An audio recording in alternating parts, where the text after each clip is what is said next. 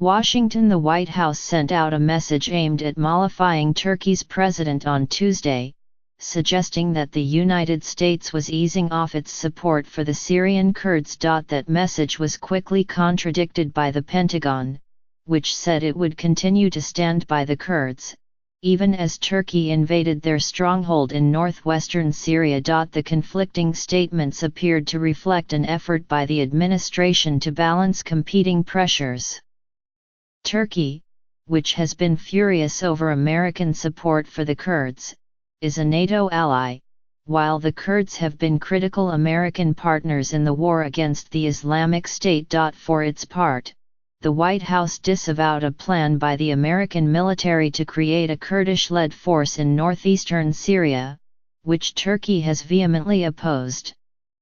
Turkey, which considers the Kurdish militia a terrorist organization, fears the plan would cement a Kurdish enclave along its southern frontier. That plan, a senior administration official said Tuesday, originated with mid-level military planners in the field, and was never seriously debated, or even formally introduced, at senior levels in the White House or the National Security Council. The official, who spoke to reporters on condition that he not be identified, also said that the United States had no connection to the Kurds in the northwestern Syrian city of Afrin, where the Turkish military has launched an invasion in recent days. And he drew a distinction between allies, a term he said had legal connotations, and partners in a combat mission, like the Kurds.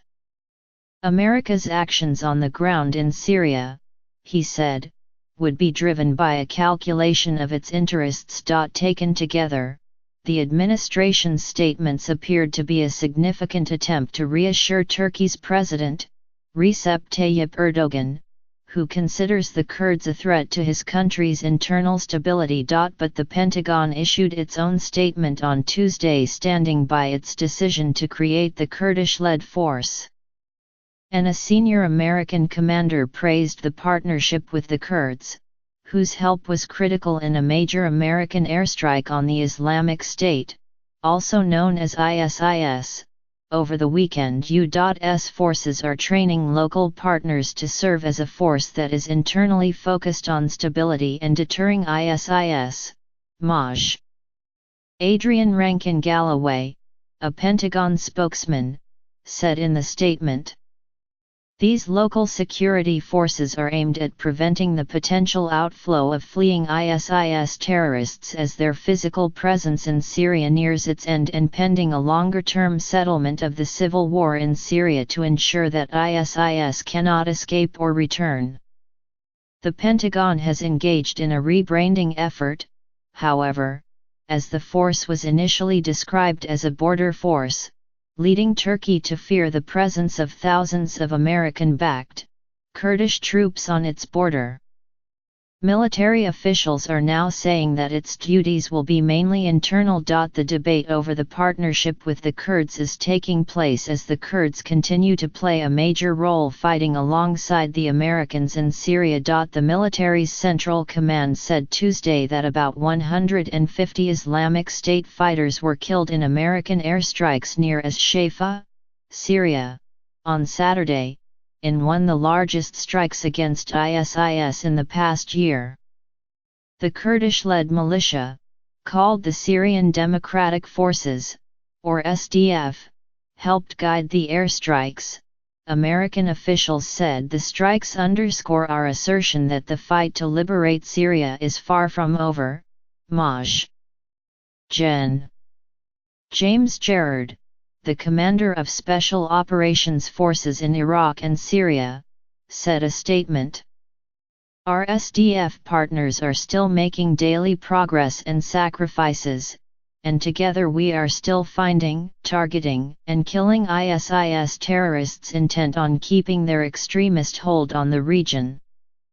Senior Pentagon officials and American commanders say that the Syrian Kurds will most likely serve as the backbone of the Allied forces on the ground in Syria for months to come. Echoing earlier comments by Defense Secretary Jim Mattis, the commander of the United States Central Command, General Joseph L. Votel, said in an interview last month that American forces would remain in eastern Syria, alongside their Syrian Kurdish and Arab allies, as long as needed to defeat the Islamic State. What we don't want to do is leave a mess, General Votel said, something worse than what we found. Coalition forces are attacking the last remnants of the Islamic State in the Euphrates River Valley of Syria, near the Iraqi border.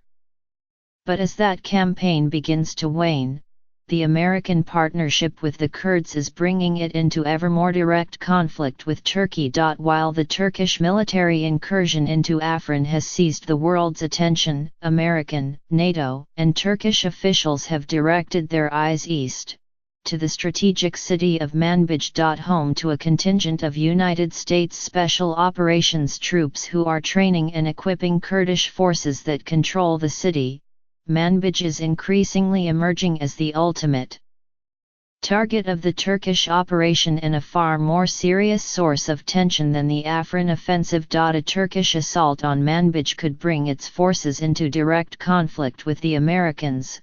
With unpredictable results, it may bring a direct military confrontation, as American forces are there, said Gönül Tol, director of the Center for Turkish Studies at the Middle East Institute in Washington. The death of even one American soldier may completely break ties. Turkey's foreign minister, Mevlut Cavusoglu, raised Manbij when briefing Turkish journalists on Tuesday morning, having met the day before with Secretary of State Rex W. Tillerson in France. Terrorists in Manbij are constantly firing provocation shots, Mr. Cavusoglu said. If the United States doesn't stop this, we will stop it. Mr. Tillerson said the United States would keep working with Turkey to stabilize the situation and address its security concerns. The level of concern about Turkish-American relations was reflected in the flurry of meetings this week between officials of the two countries. American officials, led by the Deputy Assistant Secretary of State for European and Eurasian Affairs, Jonathan R. Cohen, flew to Ankara, Turkey's capital, for meetings scheduled for Wednesday, including with security officials.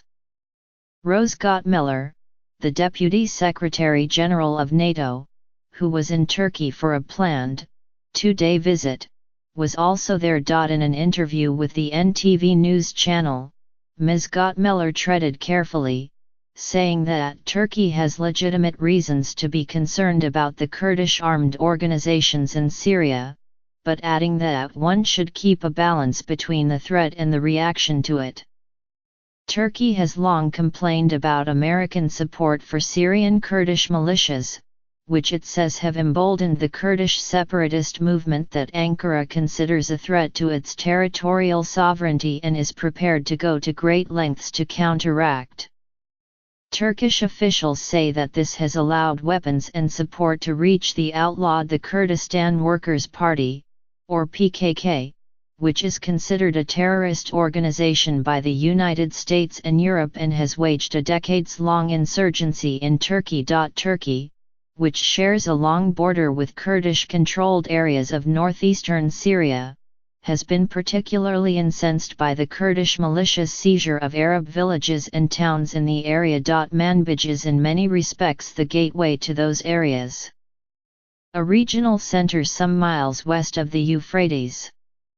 It is now under the control of the Syrian Democratic Forces, and has been since last August, when it expelled the Islamic State. Robert S. Ford, a senior fellow at the Middle East Institute and a former ambassador to Syria, wrote in an analytical column that Turkey's military operations in Syria demonstrated the difficulties of the American position. Turkey's brush-off of American concerns made the United States look weak, Mr. Ford wrote, adding that some Kurdish observers were accusing America of being an unreliable ally over the longer term. It is hard to see how the U.S. will secure its stated political goal of stabilization in eastern Syria and genuine governance reforms in Syria, he wrote.